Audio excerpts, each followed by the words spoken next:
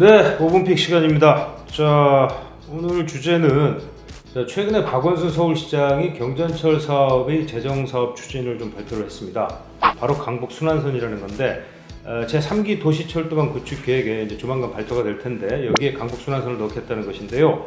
이 강북 순환선은 양천구 목동에서 동대문구 청량리까지 약 24.8km를 연결하는 경전철이 되겠습니다.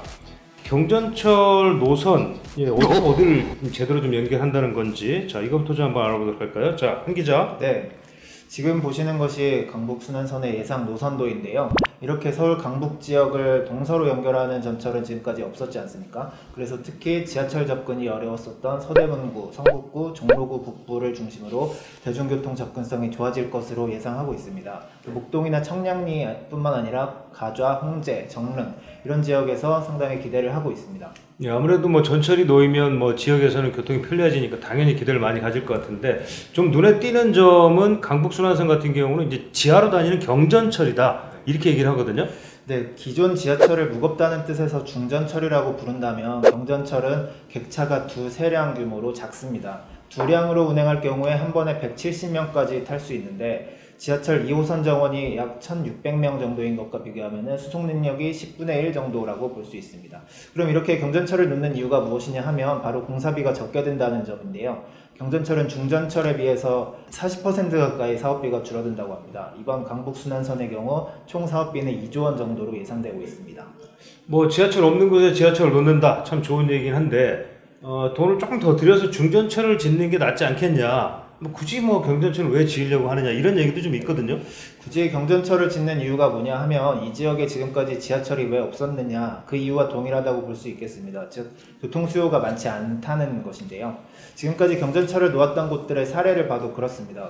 대표적인 것이 의정부 경전철인데 수도권 첫 경전철로 2012년 7월에 개통했다가 아시다시피 약 5년 후인 2017년 5월에 사업자가 파산을 해버렸는데요.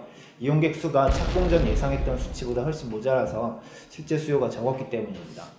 결국 뭐 또 이제 중요한 것 중에 하나가 이제 투자비가 과연 이제 어디서 나오느냐 뭐 이게 아니냐 이렇게 볼 수 있는데 지금까지의 경전철은 대체적으로 이제 민자 사업으로 진행이 되어 왔는데 이번에는 어떻게 진행한다는 거죠? 네, 서울시는 강북 순환 경전철을 비롯한 추진 중인 경전철이 민자가 아니라 재정 사업으로 추진할 것으로 이렇게 관측되고 있습니다. 올해 1월에 서울시가 발표한 서울시정 4개년 계획이라는 자료를 보면 서울시가 지금까지 민자 사업자가 없어서 추진되지 못했던 면목선, 우이신설 연장선, 난곡선 그리고 목동선을 재정 사업으로 전환해서 추진하겠다는 점을 분명히 밝히고 있습니다.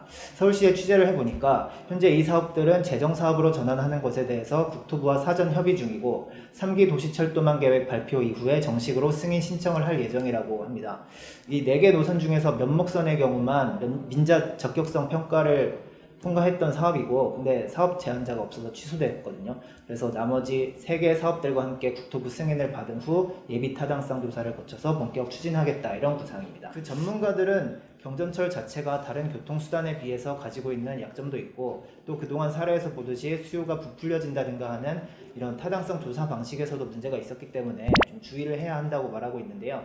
명지대 권대중 교수 의견을 한번 들어보시죠.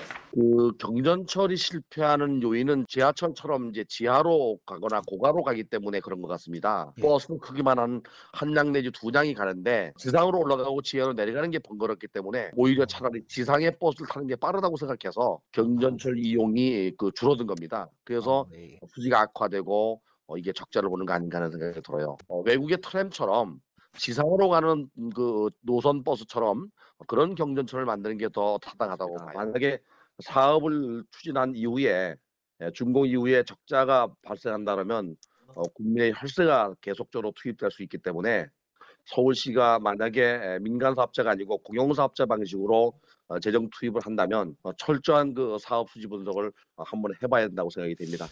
네. 그런데도 서울시가 이렇게 재정을 투입해서라도 경전철을 강력하게 뭔가 추진해 보겠다.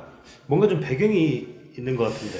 예, 작년 여름에 박원순 시장이 강북에서 옥탑방 사리를 마치고 기자들을 모아놓고 대대적으로 강북 균형 개발을 강화하겠다 이렇게 밝혔었죠. 사실 그때 이 4개 경전철 사업을 재정 사업으로 전환해 추진하겠다는 의사를 처음으로 밝혔습니다. 일부에서는 강북선 발표가 그래서 강북 지역 아니면 비강남 지역 표심을 잡기 위한 박 시장의 대권 프로젝트가 아니냐 이렇게 보기도 하고 있습니다. 다음 대통령 선거가 2022년에 있을 예정인데 2022년 전에 경전철을 조기 착공한다는 것이 서울시 방침이거든요. 뚜껑을 열어보니 결국 세금 낭비였다 이런 말이 나오지 않을까, 그래서 그런 우려가 나오고 있습니다. 네, 지금 뭐 얘기를 들어보니까 결국 박원순 시장이 과연 본인의 희망과 기대와 그 약속을 과연 제대로 지킬 수 있을지 조금 의심스럽긴 합니다. 네, 오늘 이 시간 여기까지 하겠습니다.